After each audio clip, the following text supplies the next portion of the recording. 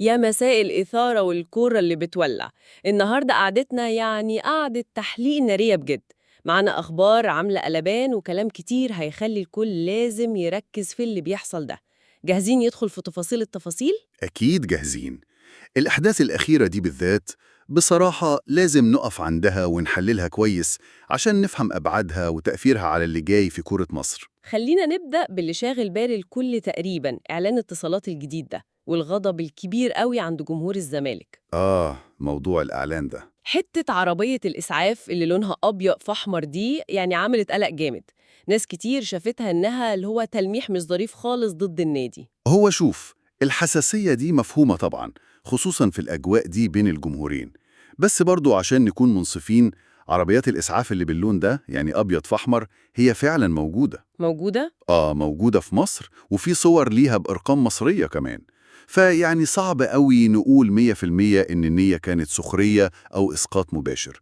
لكن في الآخر أكيد رد فعل الجمهور ده مفهوم ومنطقي جدا وسط التنافس ده. تمام، أنا معاك في حتة العربية دي. بس بصراحة اللي وقفني أكتر واستفزني أنا شخصياً الجملة اللي في الأغنية أنهي جملة؟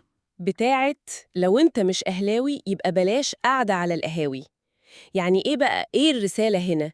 تحديد إقامة؟ اللي مش أهلاوي ملوش مكان يقعد فيه؟ مم. وشكل كمان اللي مش أهلاوي في الإعلان طالع كده مكسور وضعيف. طب ما القاوي دي يعني مليانة كل الناس، أهلاوية وزملكاوية وإسماعيلاوية وكل حد. وده اللي هو بيفكرنا إزاي الإعلانات ساعات بتلعب على وتر حساس قوي وممكن تخبط في حتة غلط خالص. وهنا بقى يجي كلام أحمد سالم المتحدث الرسمي باسم الزمالك. هو طلع وأيد حق الجمهور في إنه يغضب ويعبر عن رأيه وحتى يقاطع. صح، أنا شفت كلامه. النقطة بقى اللي عملت يعني نقاش تاني، لما ناس قارنت بين موقفه ده اللي بيدعم مقاطعة اتصالات وموقف تاني ليه كان قبل كده بخصوص حملات مقاطعة تانية لدعم فلسطين. المقارنة دي. بالظبط. وبدأ الكلام عن يعني أولويات القضايا، الكورة قصاد قضية زي فلسطين. طبعا احنا هنا بس بننقل الكلام اللي اتقال زي ما هو عشان الصورة تبقى واضحة من غير ما نتبنى أي رأي فيهم. طيب نسيب الإعلانات ونروح لخبر تاني برضو عمل دوشة جامدة. قرار رابطة الأندية بإلغاء الهبوط السنة دي. القرار ده نزل فجأة كده. فجأة خالص، يعني خلاص مفيش فريق هينزل درجة تانية الموسم ده. بالظبط كده. وده بقى معناه إن الموسم الجاي الدوري هيبقى 21 فريق. 21 ده كتير قوي. كتير طبعا. وبعدين في نهاية الموسم ده يهبط 4 فرق مرة واحدة، والموسم اللي بعده نرجع تاني ل20 فريق. يعني لخبطة وتغييرات في شكل المسابقة. أكيد طبعا.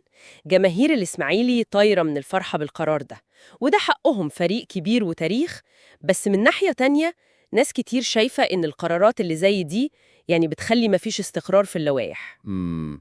دايما في إحساس بالاستثناءات. بالظبط. والاستثناءات دي ممكن تأثر على عدالة المنافسة نفسها، وده للأسف يعني بقى نمط بنشوفه في إدارة الكورة في مصر. وبمناسبة الأخبار الفنية بقى، المدرب الإسباني الجديد للأهلي خوسيه ريفيرو أول ماتش ليه طلع مش ضد فاركو. أمال ضد مين؟ لا، الإدارة في الأهلي قررت كنوع من التكريم لعماد النحاس إن أول ظهور ليه يكون في ماتش ودي قوي. هيكون ضد باتشوكا المكسيكي يوم 8 يونيو اللي جاي في أمريكا.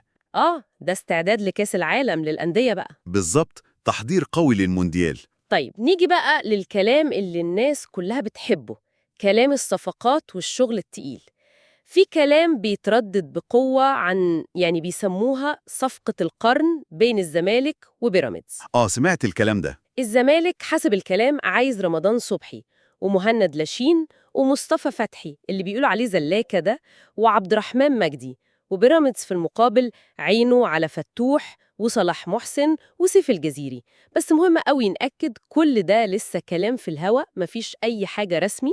كلام شفوي بس. بالظبط. الأخطر بقى والأكثر إثارة كمان الكلام اللي بيزيد قوي عن احتمالية رجوع بيتسو موسيماني للدوري المصري. موسيماني تاني؟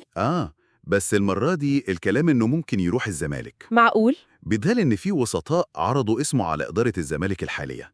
والكلام اللي طالع إن في يعني ترحيب كبير بالفكرة جوه المجلس، خصوصاً عشان إنجازاته المعروفة مع الأهلي طبعاً. يا خبر.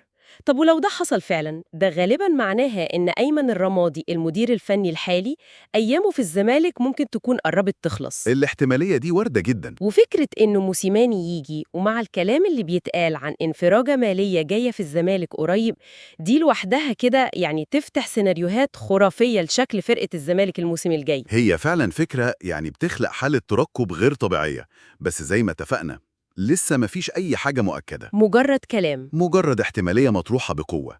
لكن مجرد التفكير بس في موسيماني بتيشيرت أبيض ده لوحده كفيل إنه يعمل جدل رهيب. زي ما بدأنا، قاعدة نارية ومليانة تفاصيل تخلي الواحد مش عارف يركز فين ولا فين، من خناقة الإعلانات لقرارات الرابطة الغريبة ومستقبل مدرب بحجم موسيماني ممكن يكون في الزمالك. الكورة في مصر حقيقي مش بتبطل تفاجئنا. تماماً. وكل خبر من دول بيفتح سؤال كبير: هل دي بداية شكل جديد للمنافسة والتوازنات في مصر؟ ولا دي مجرد هيصة مؤقتة وهتعدي؟ الأيام اللي جاية هي اللي هتقول.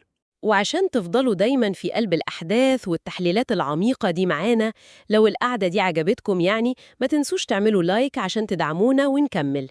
أكيد دعمكم مهم. واعملوا اشتراك أو سبسكرايب في القناة وفعلوا زرار الجرس عشان أي جديد يوصل لكم على طول. والأهم بقى، شاركوا الحلقة دي مع كل حبايبكم اللي مهتمين بالكورة عشان النقاش يكبر ويوصل لكل الناس.